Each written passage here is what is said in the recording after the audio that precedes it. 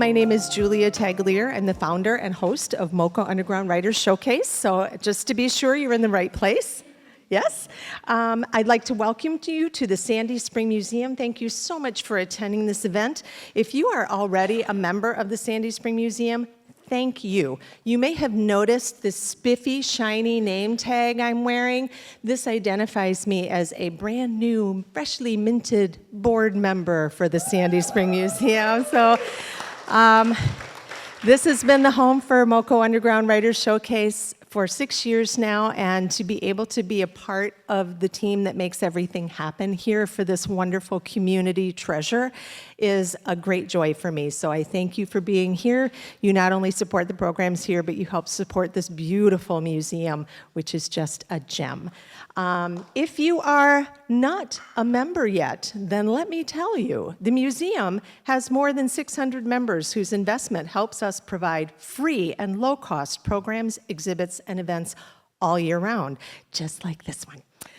Members also enjoy great benefits like 20% off event tickets when you do have to pay, and 10% off the gift shop, which I learned today has cat toys, just for the record, in case you did not know. The latter discount also includes our holiday gift show, where dozens of artists will be making their goods available for sale in December. And let me tell you, if you're looking for unique and wonderful handmade craft items, that's a sale you really don't want to miss. Please consider supporting your community museum as a member today. It's just $45 for an individual membership and $75 for a family membership. That is a few dollars a week to foster community and culture. You can either find a membership form, ta-da, back in the basket in that side of the room, or you can find a QR code, make sure it's the one for the museum, which is on a stand right next to the basket of forms. See how I did that? And that can help you sign up. Or you can see one of the gift shop staff sometime today before you leave, or if you fail on all of those things, just send me an email. I'll hook you up. I know how to do that. So thank you for listening to that spiel for the museum. It really is a place that's near and dear to my heart. I'm not just a board member. I'm not just Moco Underground. I live in Sandy Springs, so this to me is home, and I'm really grateful that you're all here enjoying it with me. So welcome. All right. That was part of it. So our next reading, which believe it or not, it's our last reading for 2025. Can you believe 2025 is almost over? Thank God. It's almost over. So our next reading is going to be an even more special one than this one tonight, if you can believe it. We are welcoming from the Washington Writers Publishing House authors from their new collection, their new anthology, America's Future, Poetry and Prose in Response to Tomorrow. This is an incredible collection from writers all over the country, 150 strong, honestly. And yes, I do have a piece in it, which I'm not going to share with you. You're going to have to come in December to hear that.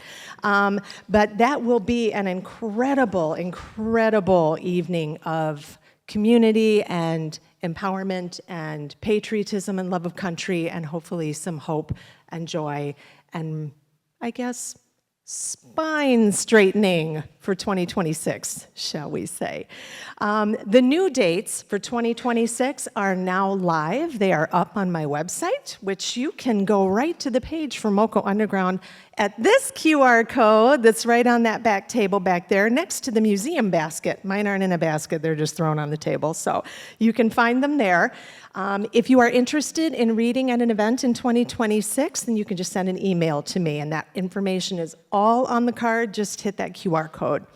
I would like to thank MMCTV for being here tonight and videotaping for us again. That's super exciting. They always do a great job. If you haven't seen one of their productions of Moco Underground Writers Showcase, you can find those on my website also. So go look and you can see past readers. Two other things, and then believe me, I promise we'll start. There are refreshments on the back table. There's wine, there is soda, there is water, there's punch by Tom from the museum who made the punch. If you are grabbing something that's in a bag or has a candy wrapper, I would just ask, pause and wait for the reader to stop talking and then open it up really fast so that we're not listening to you rattle the wrappers. We will have a brief intermission partway through the evening when you will have time to go to this side of the room in the back, and you will find books for sale by some of the readers who are here tonight. And please be generous and buy their books, because that helps them keep coming back here, because then they can buy gas money to come from Virginia and DC, wherever. Maine. We do have a reader coming from Maine today. Again, I'm so excited. Please feel free to take and post emails, pictures, and videos. I am not on anything but Blue Sky anymore. So if you are looking for me on any of the other ones, don't. I'm not there. You can find me on Blue Sky at Moco Underground Writers Showcase. And I think with that, we may be ready to start this show. Our first reader, and I have not had a chance to speak to him in person, so I'm going to ask, how do you pronounce your name? Varun Gori. And we're going to welcome him to the podium so he can share with us his work. Thank you.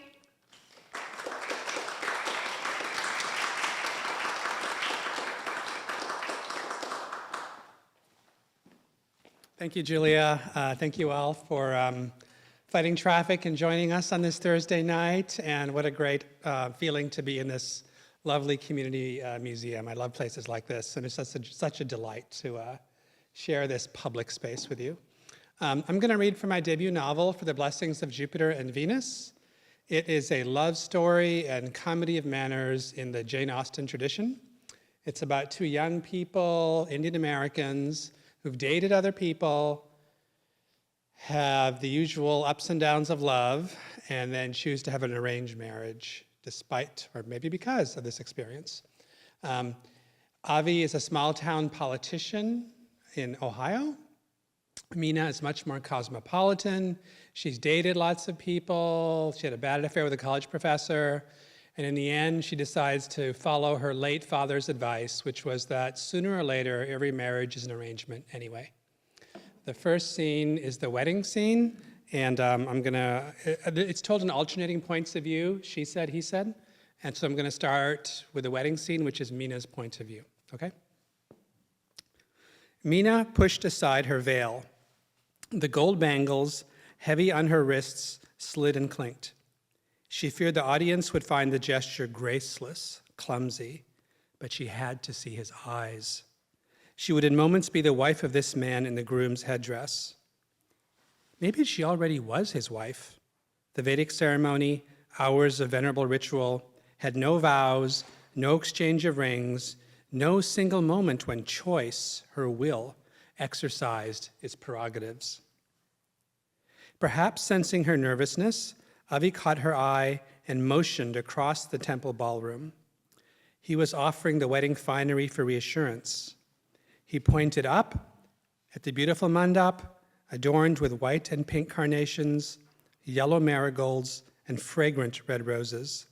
He was smiling warmly, and his expression seemed to say, "These old, magnificent powers guard over you." The betel nuts and the bowls of oranges, apples, and coconuts, the sandalwood incense, the ancient incantations of the priest now pouring ghee into a bowl, the sacred fire burning at their feet, the expectant faces of all the lovely women in the audience, sharp-tongued aunties in embroidered saris, the silly, sweet nonsense uncles, Avi's father's friends, the communal pride, the coming feast with buttery spinach and tandoori kebabs. He was saying their wedding conjured every Bollywood movie ever made, every Indian story ever told. And her husband-to-be was right. Every year, millions of people married this way and went on to have fulfilling relationships and meaningful lives. Or anyway, one had to assume they were fulfilling. She and Avi hadn't spoken in days, though she had almost called him that morning. Waking up alone in the nondescript hotel, like any of the hundreds of interchangeable rooms she'd passed through for work, had been disorienting. She nearly headed to the gym to run in the treadmill, her habit before board presentations. But this was no business trip. She decided not to call him because she didn't know yet if Avi consoled well or if talking to him would make her more nervous. Instead, she made herself coffee in the room. She convinced herself that arranged marriage wasn't strange. After all, could any woman say, years later, that on her wedding day, she'd really known the man she was marrying? In the back, children were being children, shouting and darting between empty chairs in the last row. Avi's father was bowing to a man who sported a handlebar mustache, an aspect she and her sister once made fun of, but which now struck Mina as charming. On the other side of the ballroom partition, a waiter engaged his own small role in the pageantry, calling for more rice and napkins, this table, hurry up. The priest, a school director and retired accountant, there turned out to be no full-time Brahmin priests in small-town Ohio, asked them to recite Sanskrit phrases. Avi's voice boomed, prompting Mina's mother to look up, probably thinking, so it will be a loud-talking husband. Mina let Avi's chants fill the ballroom, then spoke herself at low volume, her voice barely audible over the gas fire humming, the audience falling quiet to hear. She didn't know what she was chanting. Not that it mattered, as her mother might be the only one, other than the priest, who actually understood Sanskrit. For the blessings of the sun, the priest said in English, ladling ghee into the fire. The flames fizzled and flashed. Mina saw her toenails, lacquered in gold, gleam reflected fire. For the blessings of the moon, the priest invoked remote stars. He called upon the asteroids and Jupiter, Saturn, Venus, Mars. He declared that a wedding is a cosmic event, said it was the same fire and light in the stars and planets that were in the bride and groom, the same atoms vibrating, living and dying and being reborn. He talked for a while. Avinash, Mina, now you lead each other around the fire 7 times, the priest said. This is the Agni Pradakshina. These 7 circumambulations sanctify your marriage by the laws of Manu. As you walk, I will recite the vows of steadfast and lifelong loyalty. The priest instructed Mina to put her right hand into Avi's left. He explained that each step represented one of the great goods in marriage: prosperity, progeny, perseverance, etc., etc. You will know the others. Mina noticed her sister Vishali, in the midst of a selfie, smirk. She was probably asking herself if this priest-cum accountant was dragging and dropping across his spreadsheets. Or perhaps she was basking in the great goods of her own marriage, passion and being adored. Her husband Andrew was away, unavoidably detained on an important business trip, which undoubtedly made it easier for Vishali to idealize love marriages, especially her own. Thank you so much.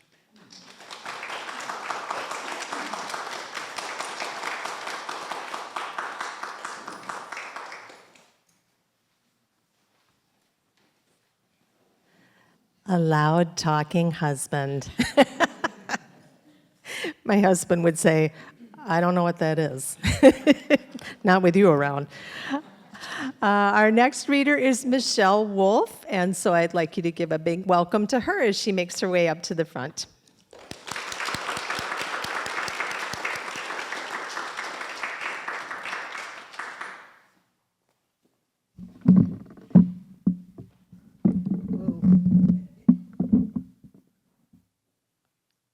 Well, we'll try.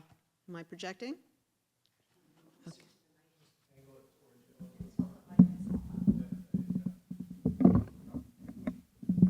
There. Better? Yeah, okay. Thank you all for coming out tonight. Thank you, Julia. I'm going to be reading mostly from my new collection. It's called Peacocks on the Streets. And in the spirit of the season, I actually have a poem that includes a pumpkin and a Halloween costume. So I'm going to start off with that one.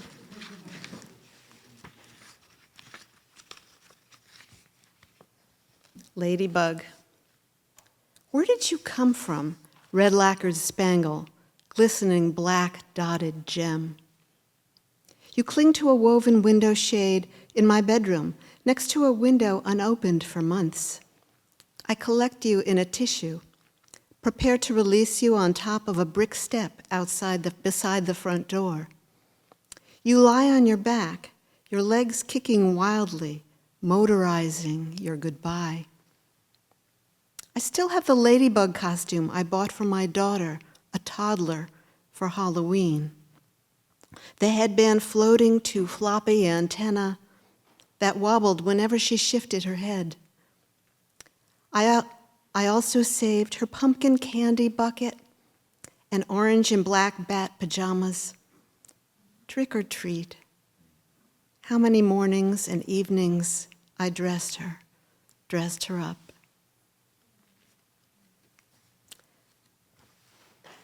Oh, thank you.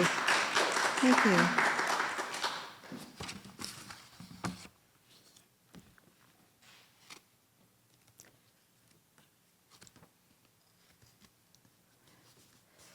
In the first month of the pandemic, when we were all quarantined, based at home, and the streets were empty, there was an interesting phenomenon that happened worldwide, aside from the infection itself.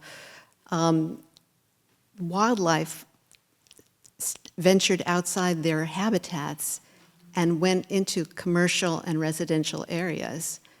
And so that's kind of the origination of this poem title, Peacocks on the Streets. It faces me down, so still, a fire of amber eyes and mangy fur. 1 month into quarantine, a lone coyote, gifted with the hush of empty streets, is visiting town, the block with the movie theater, commandeering the corner outside my door. In Mumbai, honking peacocks strut their inky iridescence, flaunt their luxe medallion capes as they parade along the residential streets. Mountain goats in coastal Wales laze on top of cars or window browse at closed cafes and shops. Maybe this will last a month, we imagined. Maybe 6 weeks. As we loaded our cart with disinfectant, a rotisserie chicken, toilet paper. The evening was warm, so we lit a barbecue out back before the slew of animal sightings. Addled with virus news, we neglected to lock up. The next day, we discovered that a thief had crept inside while we were dreaming, disappeared with our home safe. A trove of watches, diamonds, pearls, not the items a person requires to confront the dying. Soon, the first of our circle would die. Our daughter, age 16, cries daily, overwhelmed by the new normal. Today, my feed directs me to James Taylor, old now, as I have become. He has been talking about depression, about as a teen living for 9 months in a psychiatric hospital, about addiction and how lucky he feels that he's survived. In a new video, he sings, while sheltering in place, a song from an album I played over and over, a balm to obliterate sorrow, when I was 16. A song I hadn't thought about or heard in some 50 years. It makes me 16 again to hear that voice so sincere, even after 1,000 renditions, assuring me that I can close my eyes, it's all right.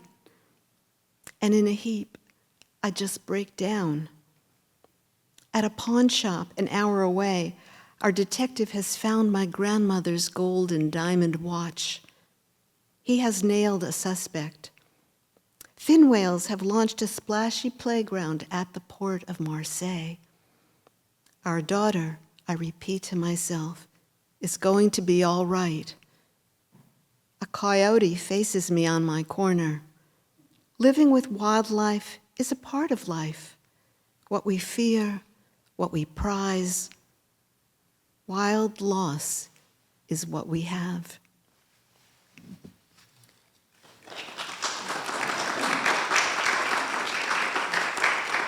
That's very kind. This is a poem that opens my previous collection, Immersion.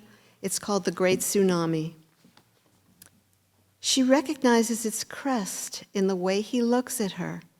The wave is as vast as the roiling mass in the Japanese print they had paused in front of at the museum, capped with ringlets of foam, all surging sinew.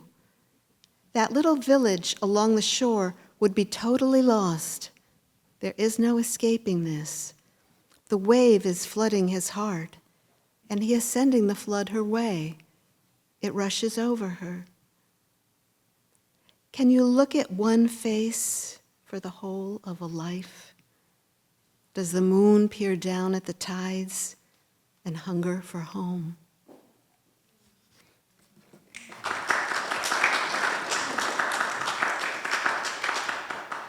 And I'll close with a poem called My Elvis.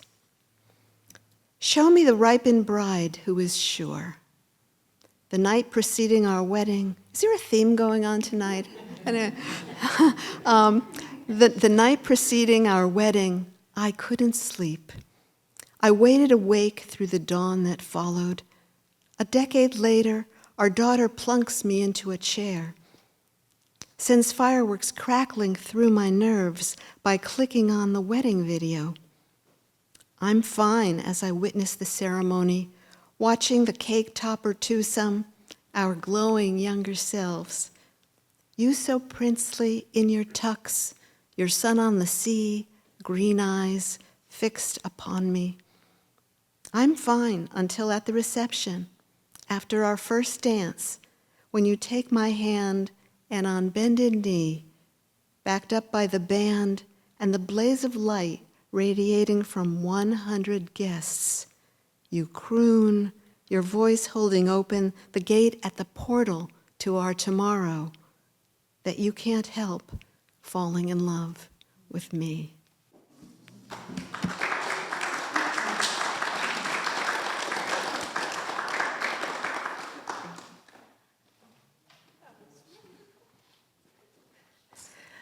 First, you made me almost cry, and then I was just, oh, so sweet. Thank you so much. Those were lovely, absolutely lovely. Our next reader is Len Kruger. So come on down, Len. Let's welcome Len. You'll probably want to adjust that a little more, maybe. Okay.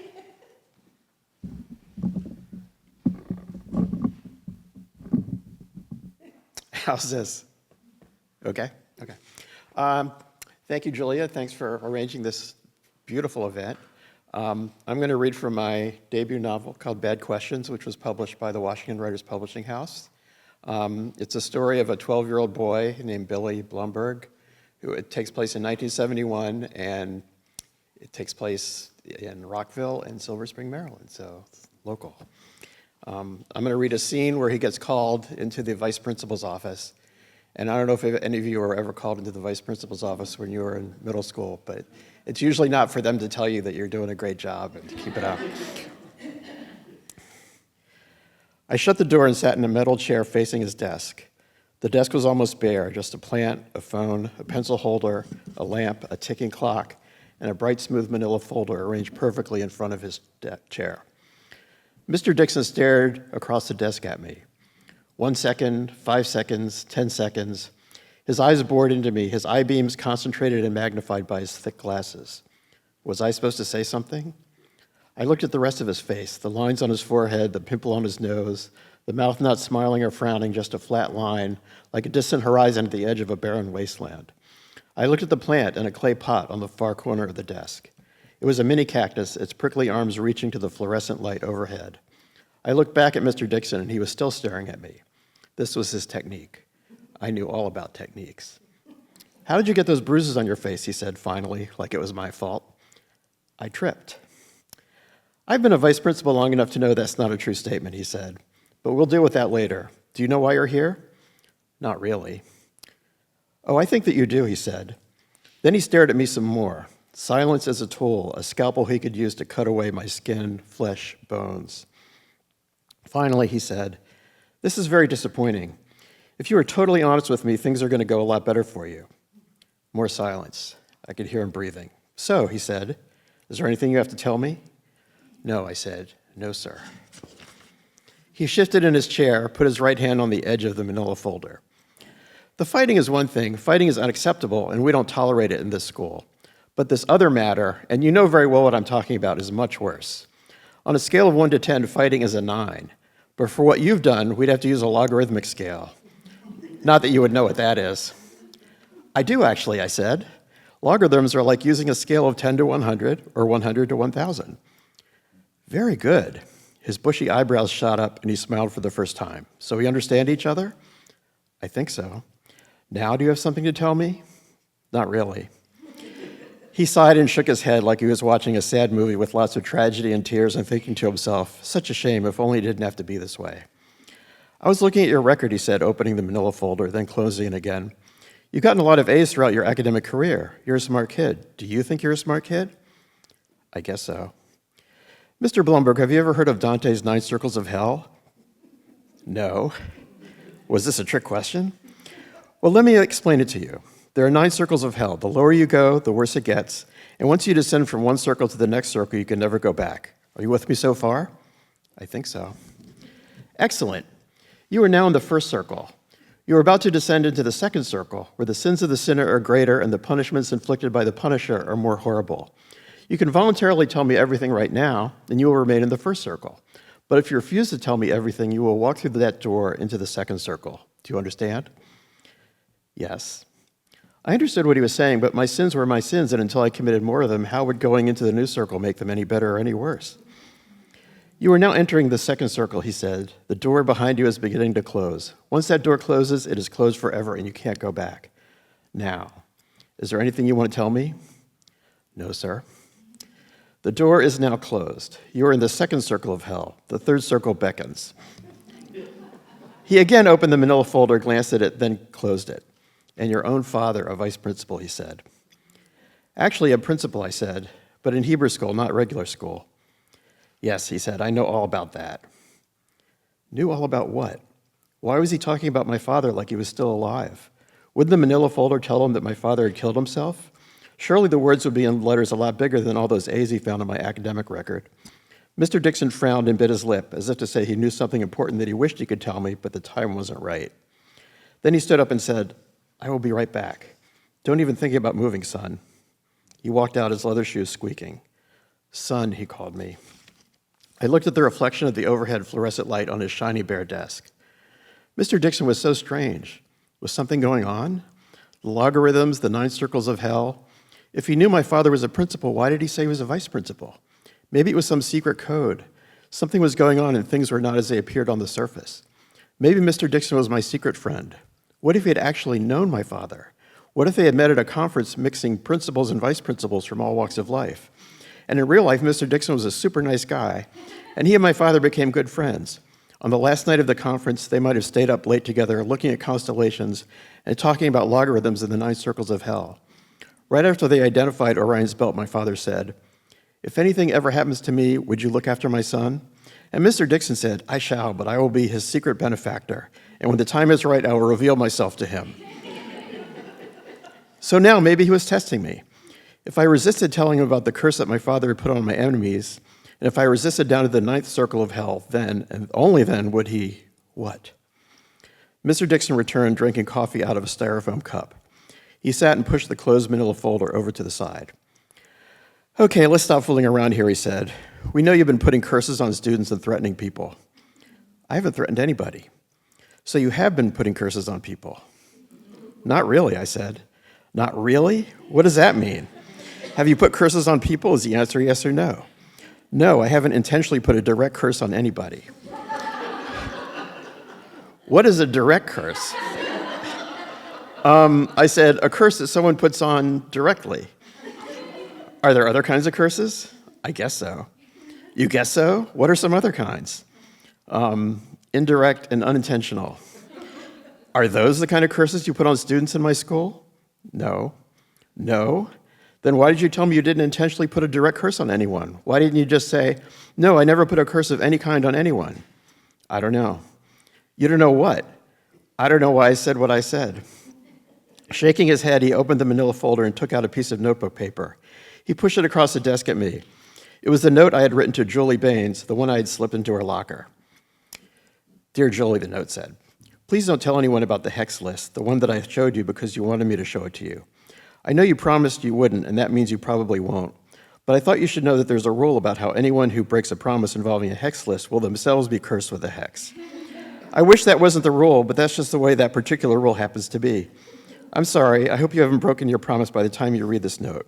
Yours truly, Billy Blumberg. Did you write this? Mr. Dixon said, taking the note back.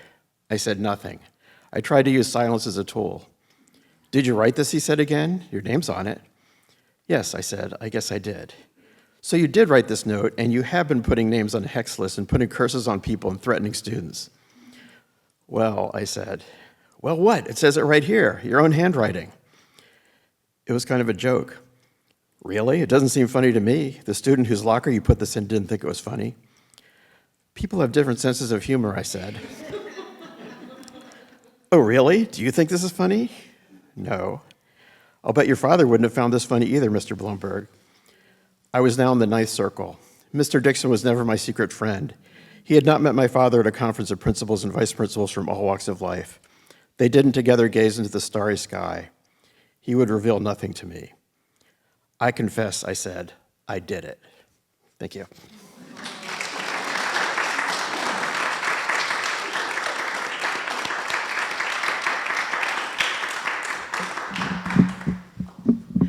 Oh my. I know there are some teachers in the room. Any teachers? I work in schools. Yeah, I taught high school for almost a decade. There you go.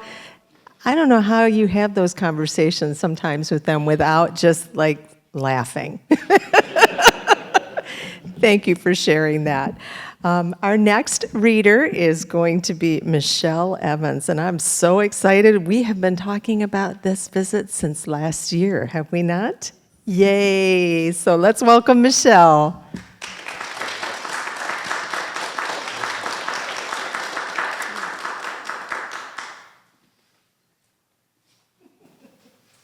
So I'm mindful of my time. Okay.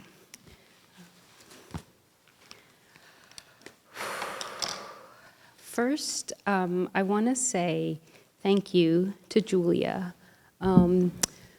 2 years ago, in October, was the very first time that I read at Moco Underground. And then I had hardly any publications. I certainly didn't have a book.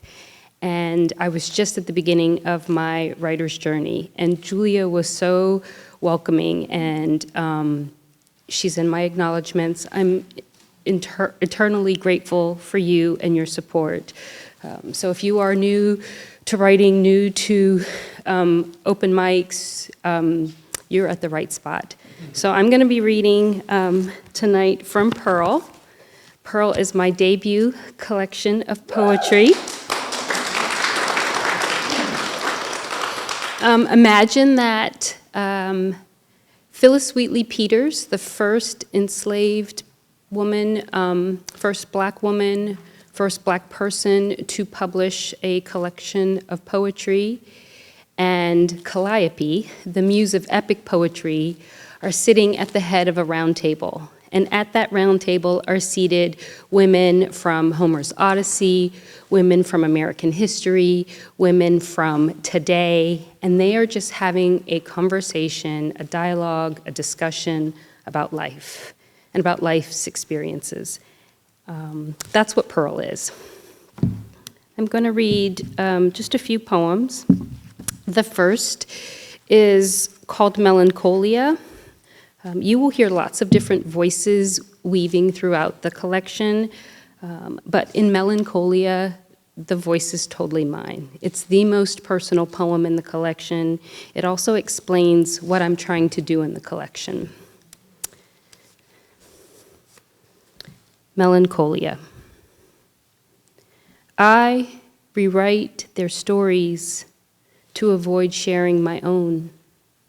Autobiography truths hiding in plain sight behind archetypes, Greek and classical in nature.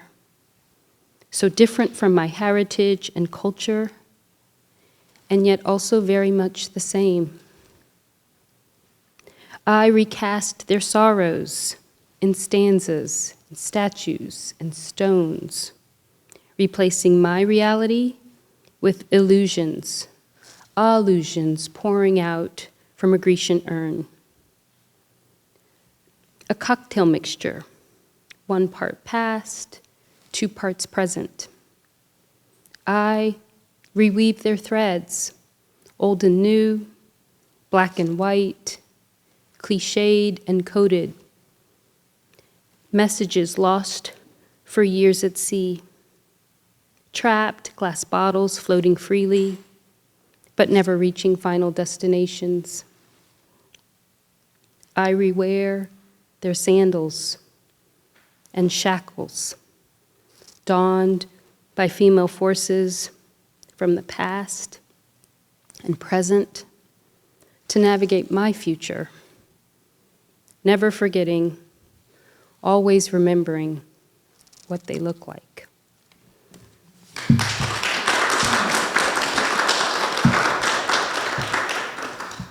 Thank you. I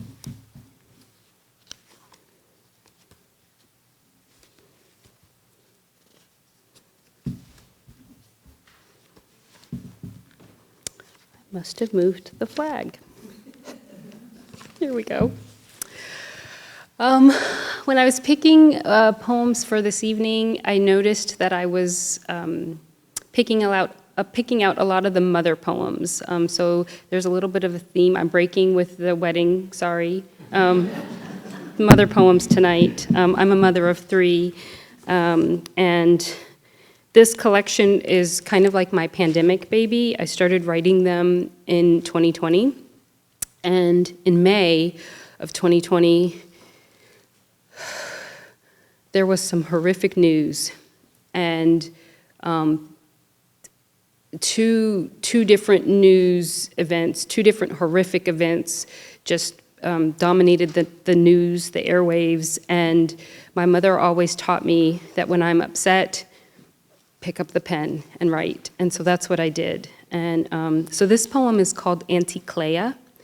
Anticleia in the Odyssey is Odysseus's mother, and she reunites with him in the underworld.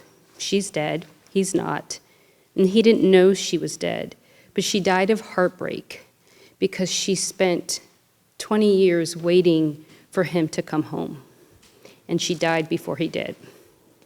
Anticleia. I told him too much of anything is almost always a bad thing. Just because there are too many fish in the sea doesn't mean you should catch one for every day of the week, except Sunday, because one day 6 heads will scoop you up and eat you alive. This is not the moment I have been waiting for. Hades is a mother's hospital waiting room, a dreadful place where restless souls pace, where 20 minutes feels like 20 years, waiting for my son's return from bird watching, jogging, wandering, while I sit waiting. Why don't you pick on someone your own size? I moaned, trapped inside one cave's soundproof walls. Bet this lawless monster swears nobody did this, contradicting iPhone witness and millions who heard my baby boy cry, choking out, "Mama, I can't breathe."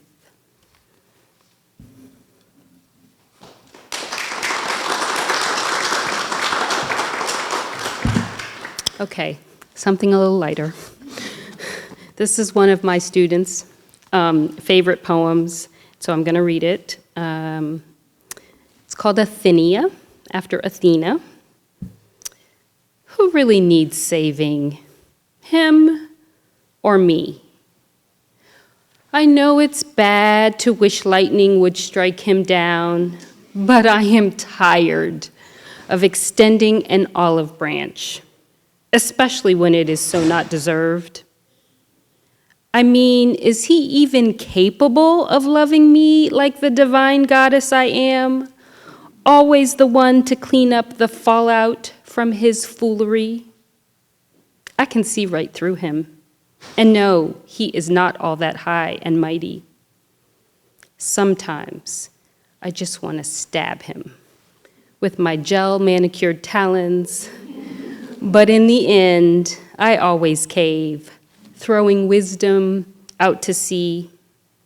So I ask again, who really needs saving, him or me?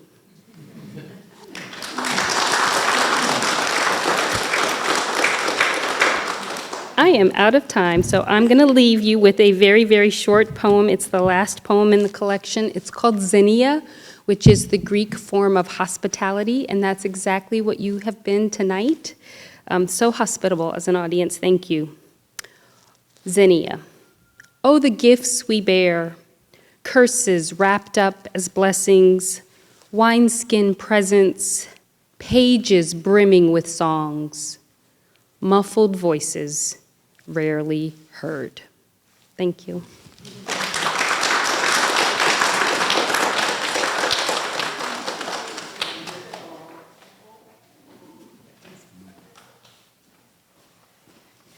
I'm telling you, I'm going to need like a neck brace by the end of this evening for the whiplash I'm getting. 1 minute I'm crying, 1 minute I'm laughing.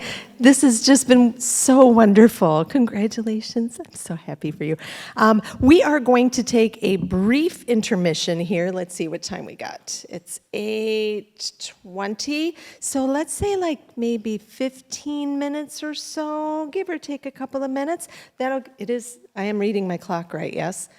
Okay, that'll give you plenty of time to refill your refreshments, and also please go and get copies of these beautiful books over here on the table. So we'll reconvene in about 15 minutes. So what do we think so far, folks? Woo! What an incredible night so far, and we're only halfway through. Can you believe that? I give 1 more minute here until folks are kind of in their seats. I feel like I might be missing a couple of people. All right. Our next reader to kick us off for the second half of the show will be Mike Reese. Come on down.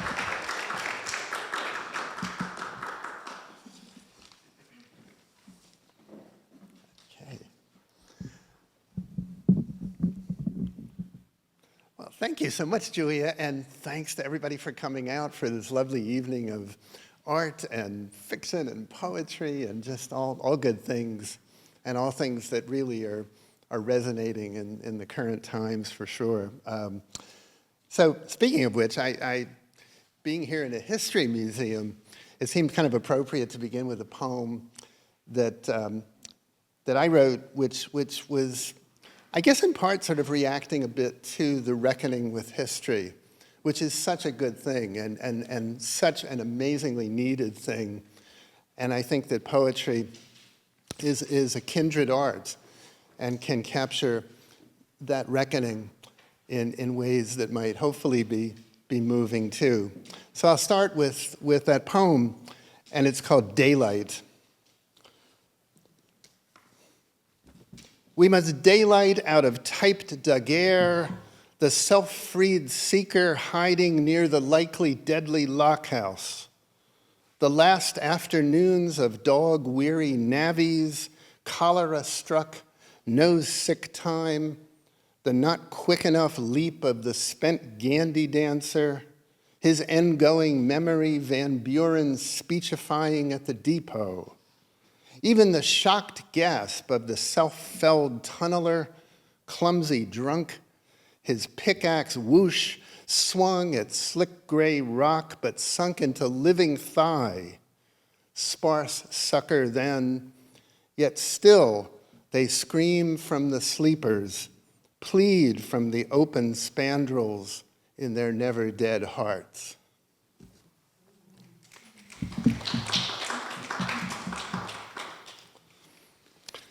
And this is a poem, it's kind of a memory poem of growing up. I grew up over in Baltimore, kind of just outside Baltimore, and I'm sure many of you probably remember the wonderful occasion of when the bookmobile would actually visit your town.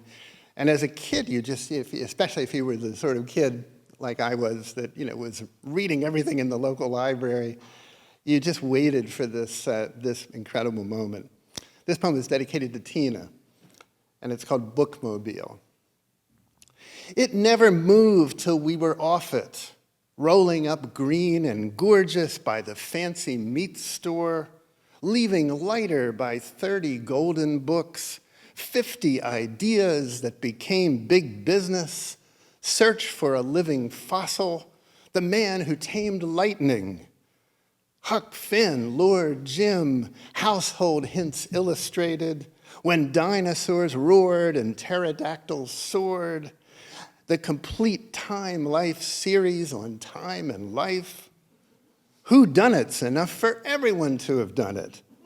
Not heavier but prouder by Palmer-swung signatures of sated parents, by our own days' names wobble-swooped forever on indexed pink and canary cards, reaching back sometimes, see those oldest, to depression, war, the decked-out mom and dad Model A's of this converted, craved bus, trundling twosome into tickled towns, spang straight into long before meats got fancy.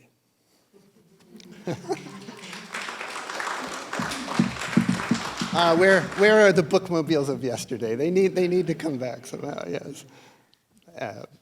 This one is a poem that also, I guess, is a kind of memory poem, but I was kind of trying to get into, as many of us who write do, the voice of another, and maybe even someone who wasn't, clearly was not sort of someone in my own experience. But you'll see in this poem that the voice is that of a singer in a group of very similar sorts of singers. It's called At the Mountain Valentine's Gig, 1974. Luggage, blouses, even tour bus, Chaco pink with buckskin fringe. Could we six seem more one? Triple twinned, our sextuplet contract has us sway only next to, just adjoining across this Kiwanis stage. Pert winks, synchronized, hair tossed on strict cue, sharp curve. Even our voices, each his own fluted years long, graven out of blown chants, flared flames, must fake this sweetness, drench the night harmonious, like we were touched keys in some huge happy organ. Great, swell, pedal, booming brash our same, muffling dead our lone.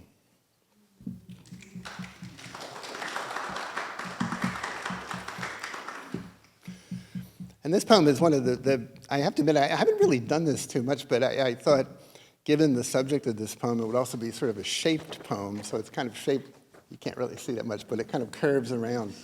And I'll explain that just briefly by way of intro. The poem's called The Magic Bowling Banquet of 1962. And it's another sort of memory poem from when I was a kid. My dad was this extraordinary Baltimore bowler. I mean, he was just so incredibly good. And I'm about 6 years old, dating myself here, 6 years old in 1962. So there's some bowling sort of terminology here, but if you can imagine sort of a 6-year-old sort of really just reveling in what he didn't quite understand, but this triumphal evening at the bowling banquet. And my dad won so many of the trophies. It was almost embarrassing in a way. The Magic Bowling Banquet of 1962.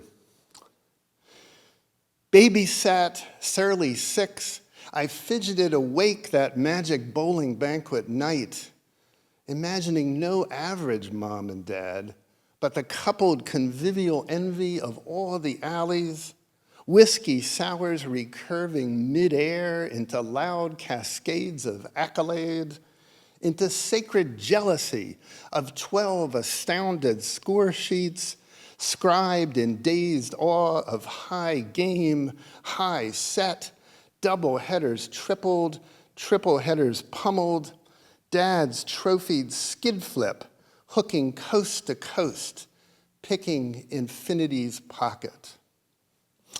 Thank you so much.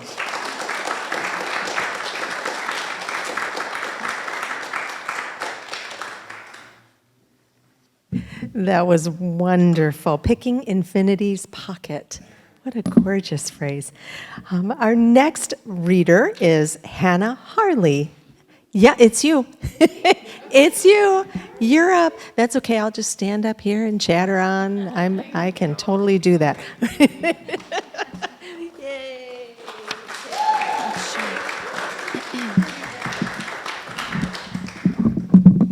How's this? If I can keep it there. Okay, I'll just lean. Well, firstly, thank you, Julia, for hosting this, and to all the other readers for sharing your work. I'll be reading from an essay I wrote called Wilting. I'm 18, and my dad picked me up from college a month ago.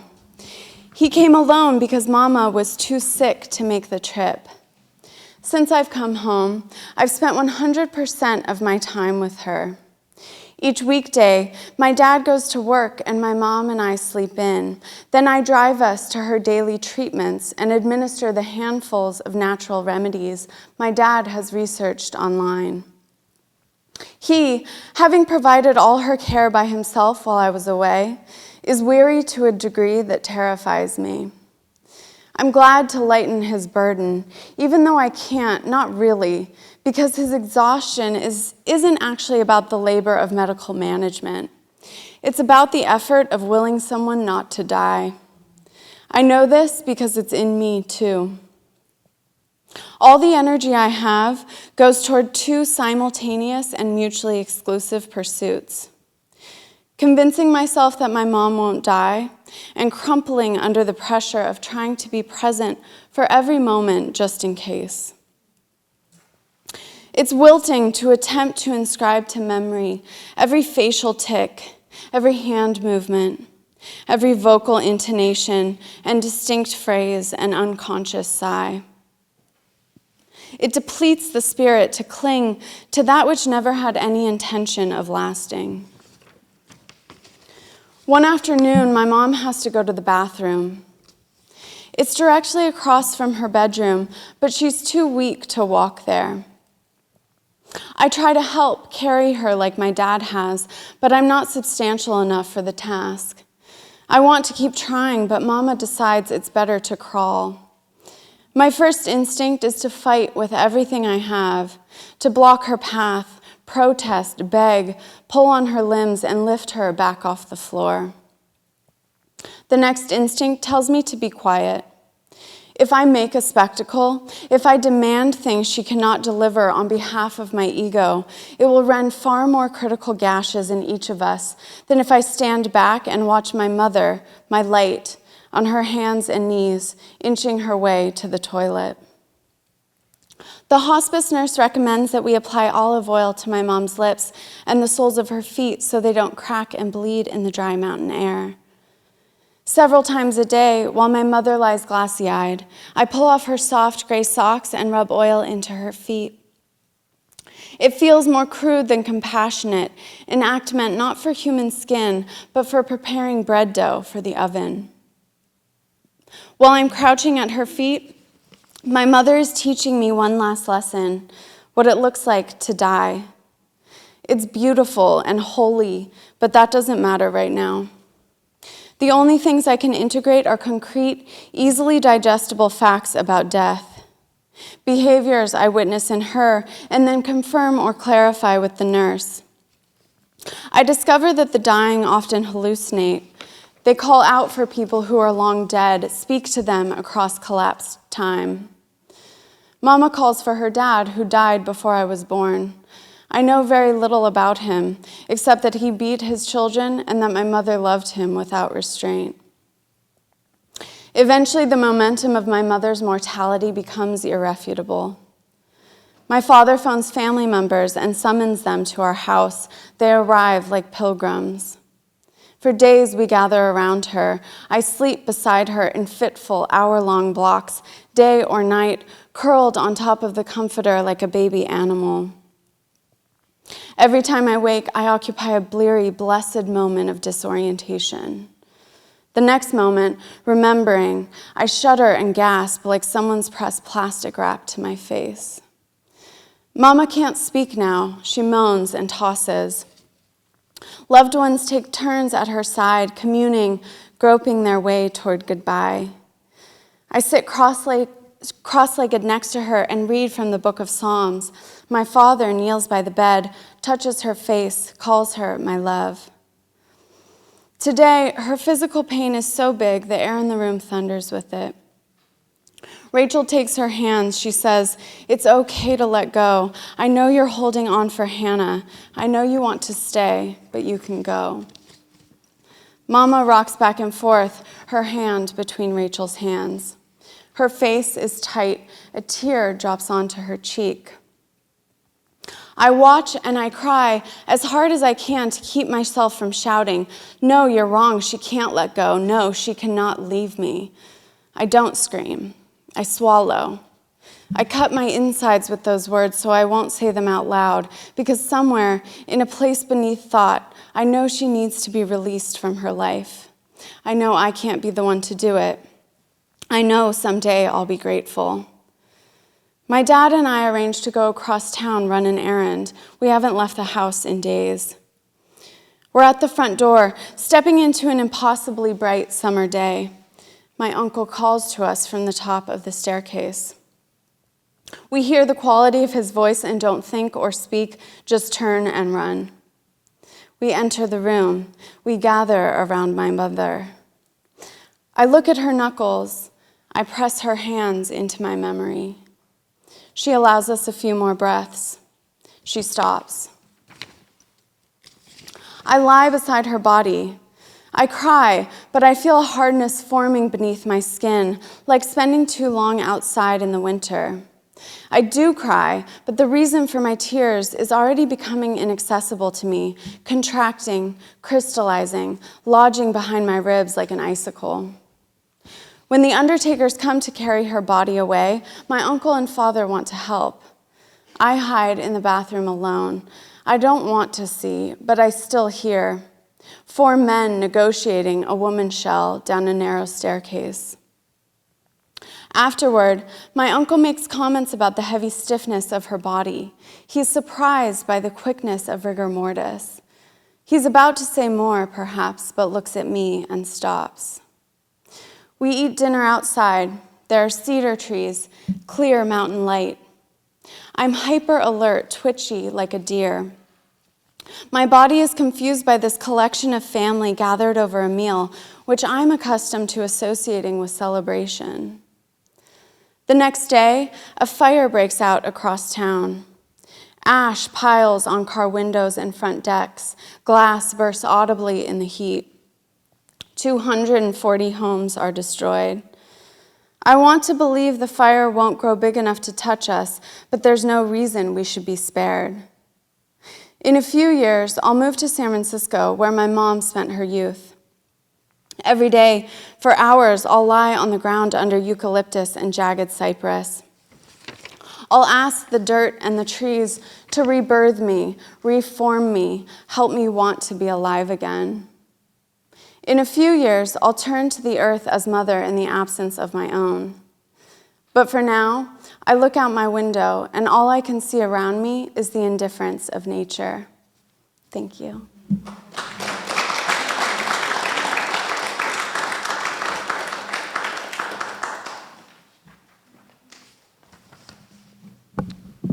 Thank you for sharing that very sacred and beautiful piece with us, Hannah.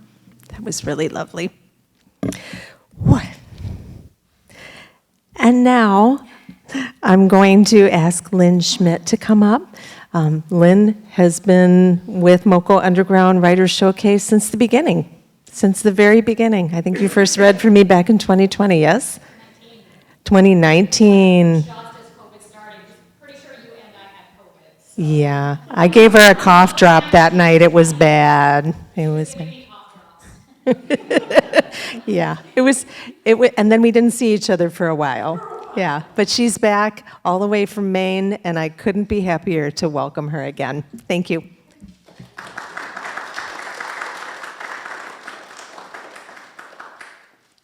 So Hannah, congratulations, you get the award of making me cry tonight. So it sucks that I'm going after you, because I'm also gonna read some really heavy stuff that's gonna make everybody sad, hopefully.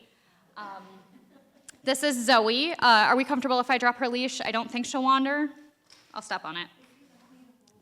I think this is okay. Also, brownie points if anybody's able to take a picture and get her and me in it. So, oh, yay, okay, mission accomplished. So today is my Auntie Terry's birthday, and she passed away from COVID in January of 2022. And so the poem I'm gonna read, I just found out like a week ago, maybe less, placed third in the Jade Ring contest. So, yeah. I get some money. Not a lot, but still some. Okay, so it's called My Mother Cries When the Birds Are Gone. My aunt had two birds, a yellow one and a blue one. The blue one looks almost identical to the bird we had when I was growing up. And as my aunt lay dying, I am careful not to get too close to the cage. My aunt did not make plans after her death for what should happen to the birds. My cousin jokes about killing them. My mother changes the water and refills their food, and I am careful not to go near the cage.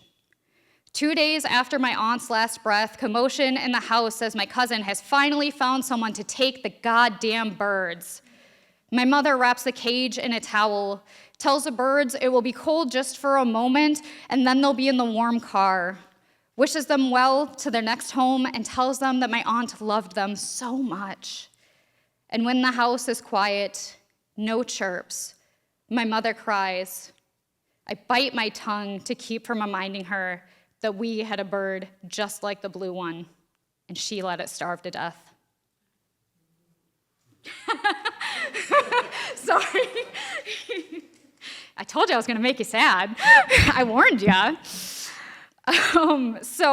This month also marks the anniversary of my first chapbook, Gravity, which has been listed as one of the top 100 best breakup books of all time by Book Authority. Yeah, if you want to chuckle, read the dedication page, because that's the primary selling point there. So this poem is from that collection, and it's called To My Almost Ex on His Wedding Day, and this is probably like the gentlest poem there is. I hope her hands continue to feel soft and warm, because mine are always cold and sometimes cracked. I hope when you promise in sickness and health and aging, her hair stays brunette for several more years, because you hated my blonde, and God knows how you're gonna handle gray. I hope when you fall asleep at night, her head rests like a cloud against your shoulder rather than an anchor dragging you down. I hope when you stand alone, buttoning up your tux, checking your hair in the mirror one more time, my phantom doesn't haunt the background like it did in your hotel room.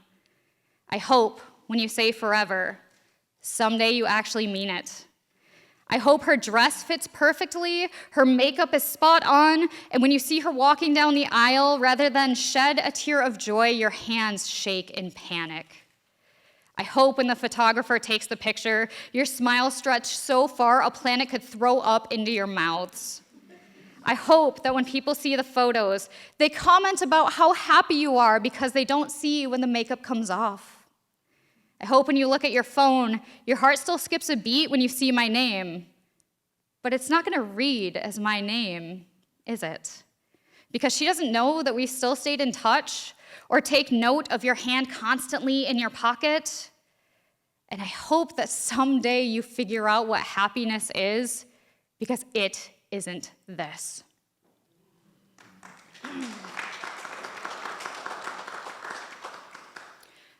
So this is a poem I just wrote really recently, and I'm pretty emotional tonight. Thank you again, Hannah. So I'm probably, and actually everybody else, Jesus. So I'm probably going to tear up a little bit, and I'm really sorry. This is a really heavy poem and content warning, acts of violence and stabbing, so please take care of yourselves. So I just wrote this recently, and it is called Video Evidence. Soon I will watch the video of my friend being stabbed as she went to meet loved ones for dinner. Today she showed me photos of the wounds, and all I could see was how close this one was to her brainstem and that one was to her spine. The Christmas before last, she baked me cookies and knitted me a hat because she knows I enjoy cookies, and I'm a firm believer that you can never have too many hats. Last summer while traveling, I bought us matching shirts. The hospital deemed the injuries as superficial, and we watch her mother latch onto these words like the handle of a blade. She tells her daughter to be strong and to deny victim mentality. My friend said she thought she was going to die, and soon I will watch this happen to her and not be able to help.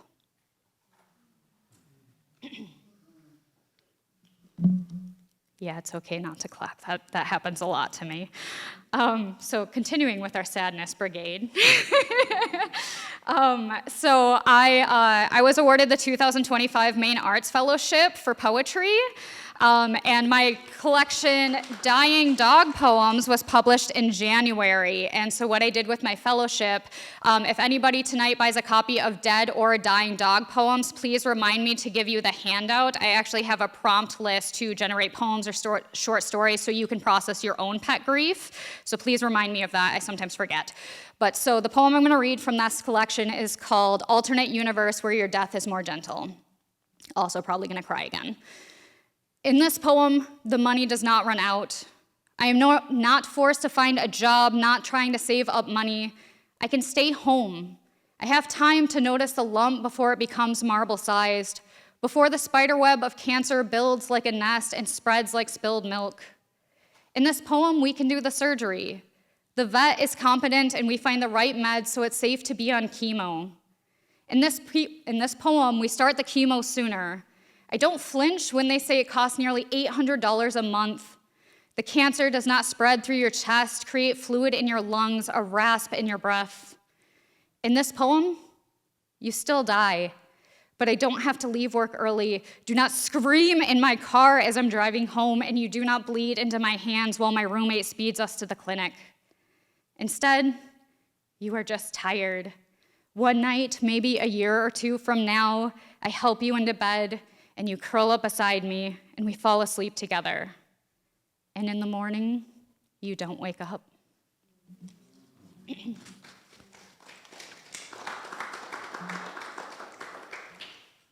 So 2 years ago, my community survived a mass shooting. We are now listed as one of the top 10 deadliest mass shootings in the United States, and the most preventable shooting in the United States. So lots of failures happening there. I took refuge in this room. So I'm going to read 2 more poems from that. One is about the evacuation, and one is about this event and afterward. So again, sorry, just like anniversaries are tough, and Hannah made me emotional, and also beautiful work, and thank you so much for sharing that. Like, I really, really loved it, and if it's published somewhere, please send me a link. Okay. So the poem I have is Connecticut. The speed limit is 70, and I am easily going 85. My vision is blurred, but I do not stop, do not stop, do not stop. So I drive past disbelief, drive past nausea and twisted insides, drive past my roommate standing in the driveway and saying, do not stop, I do not care if there is a dog, you keep driving. Drive past the anxiety that's making my hands shake, my phone still getting text after text asking, are you okay, and where are you right now? Drive past my coworker's best friend getting the news that her husband is among the dead. Drive past the Maine-New Hampshire line and the police barricade.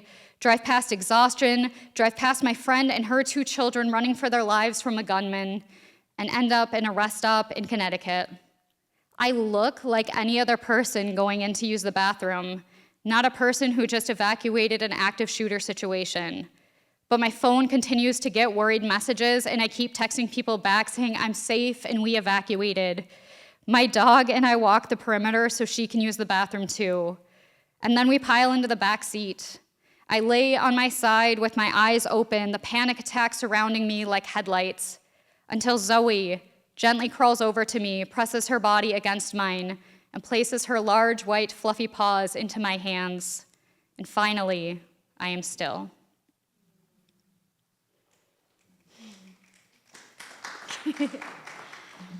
So I evacuated that event literally to come here, and people who were there that night saw me like straight up fall apart. It was really rough.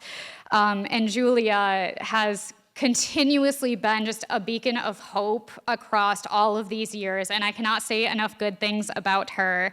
And I wish this poem focused a little bit more on her and her influence and not just, giving me alcohol. But the subtext of this is she was integral for getting me through that night. And so this poem is called The Blessing of Wine, and we have wine in the back. Julia let me take the wine home, as long as I promised not to drink it until I was safe back at my hotel. Once there, I take off my shoes, my socks. I give Zoe more chicken nuggets to get her skinny body to eat. Yes, this has been a problem. I check my phone. I tell people I am safe, alive, and in Maryland, and pour what is left of the wine. My roommate, still in Maine, asks me how the reading went, and I tell him I read 3 poems. How after I shook for so long that Zoe had to bring me back to stability. I drink as I tell him about signing books. I drink as the TV plays in the background. I empty the bottle into my plastic cup. Because it is nighttime and because the sun has gone down, there should be no other dogs outside, and I ask him if he's going to walk Enyo tonight. He reminds me the town is still on lockdown. The shooter has not been found yet. And I take another step, hold the wine in my mouth like sacrament, and allow myself to forget the danger once more. Thank you so much.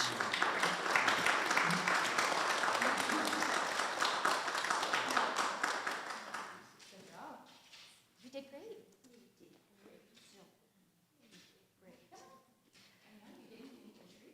Woo. You always manage to just knock my socks off every time, years now. Thank you. Oh, well, I do love to hear all about myself. I do. So I'm going to end the night with hopefully something that's a little bit less heavy. I'd like to take a second to give you a little bit of background on it. Has anyone here heard of the telephone game that you used to play when you were children, where you would sit in a ring and somebody would start with the message and it would get whispered around the ring, person to person, until it came back around to the beginning?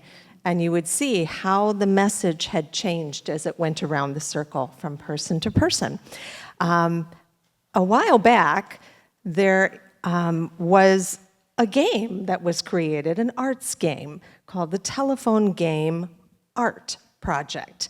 And what that happens to be is that the organizer invites artists, could be sculptors, musicians, poets, novelists, guitarists, whatever you do that's an artistic endeavor, and starts off this global game of telephone with a single artistic prompt, which is then sent at random to an artist who creates a piece inspired by it, and then that piece is sent to the next person on the list.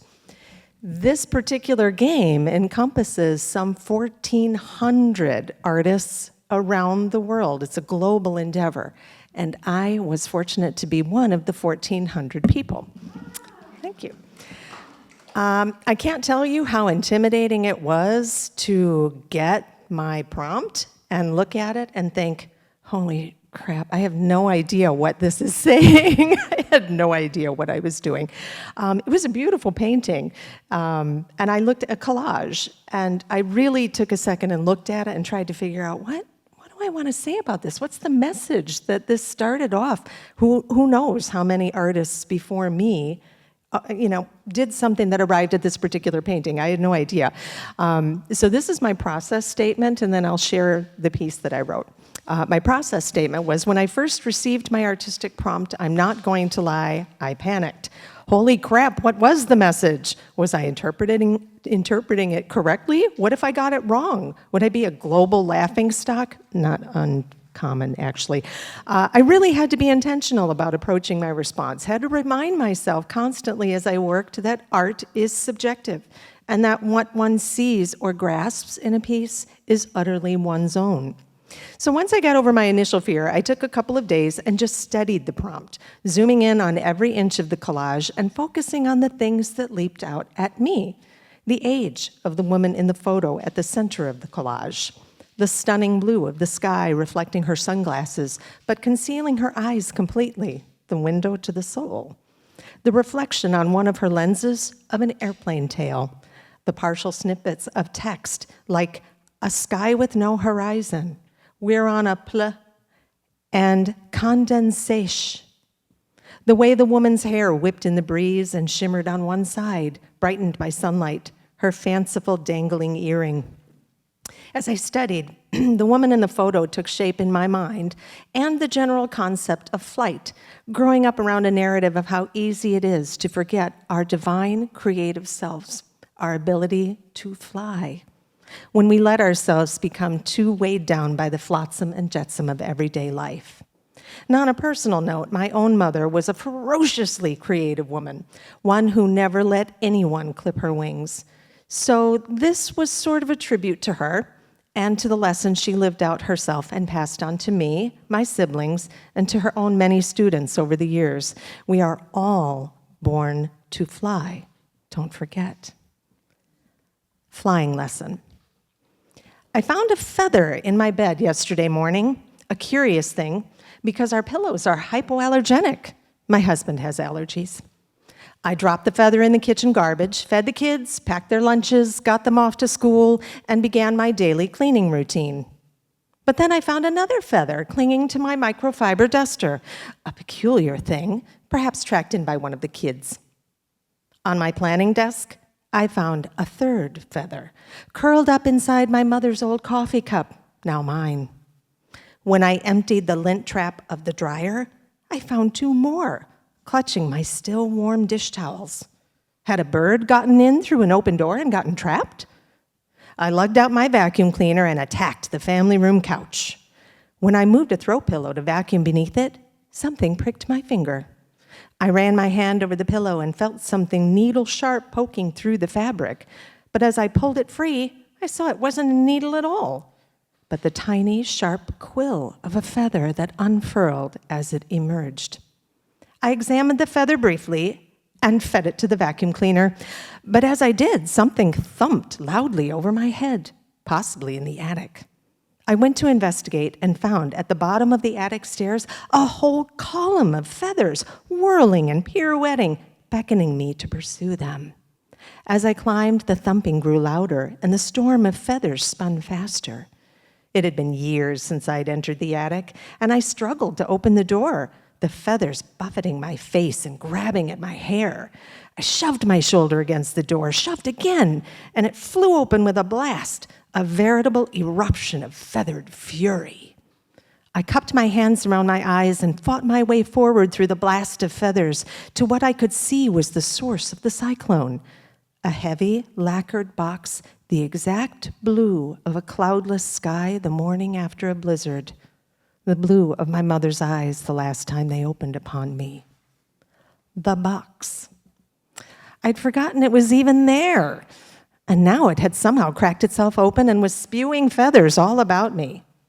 The first time my mother tried to give the box to me, I was too young to understand why she thought I might need it. These are yours, Mom. Don't you still need them? You're going to need them more than I will, darling. No, Mom, where would I even have room for these at school? Just take them so you have them if you need them. I didn't take them, of course. So confident was I in my abilities and my independence and my future, the way that only the young and untested can be. The second time she tried to give them to me years later, I was too busy with my new young family to recognize her box as anything but one more thing I had to juggle. Mom, seriously, I don't have time for this right now. I know, she said. Kids, husband, house, hamsters, fish, blah, blah, blah, blah, blah. I'm telling you, that's exactly why you need them.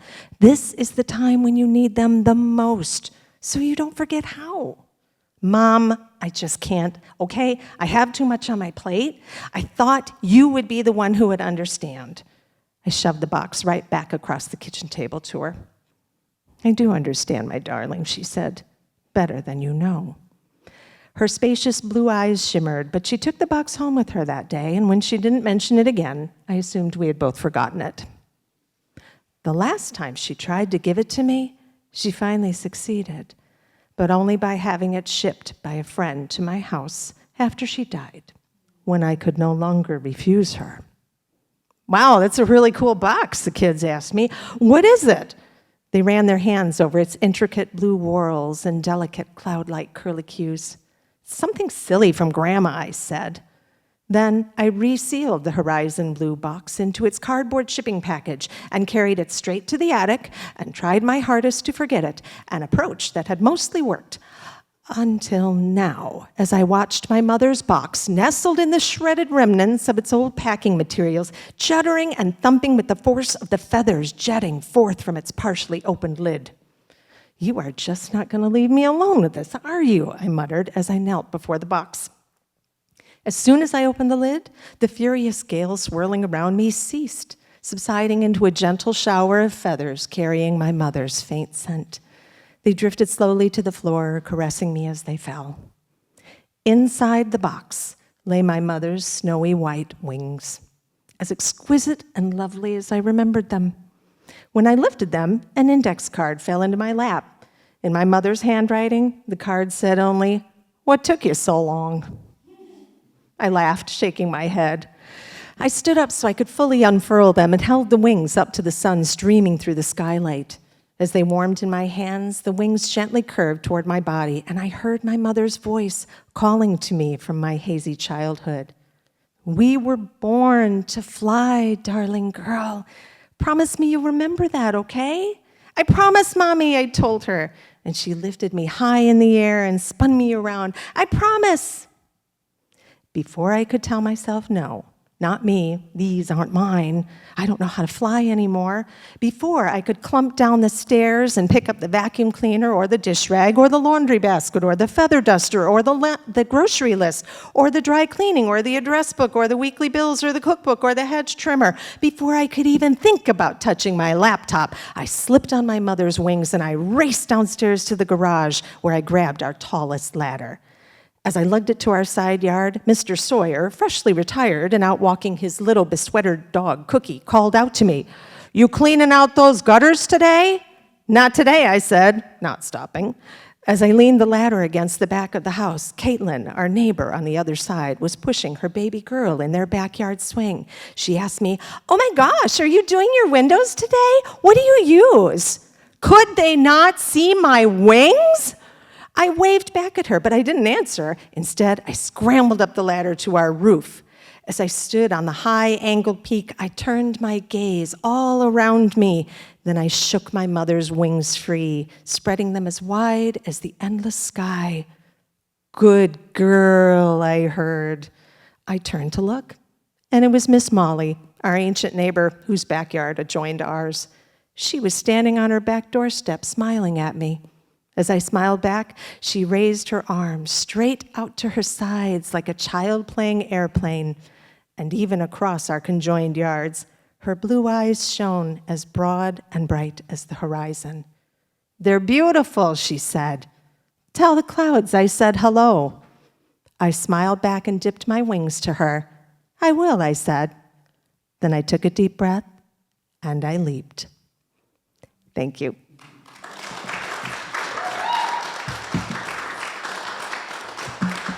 See, I tried not to make anybody cry. Like, I always try to end on sort of a positive note. I genuinely do try that. So thank you so much. You have all been a tremendous audience. If we can have one more hand for all of our readers, that would be lovely.